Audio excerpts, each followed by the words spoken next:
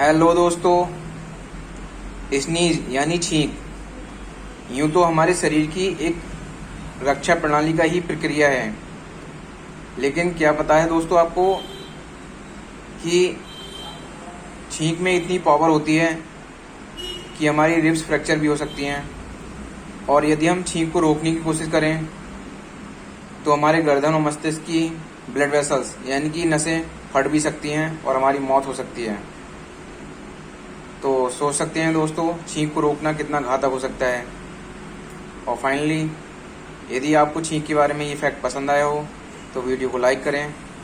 Stay happy and healthy, take care.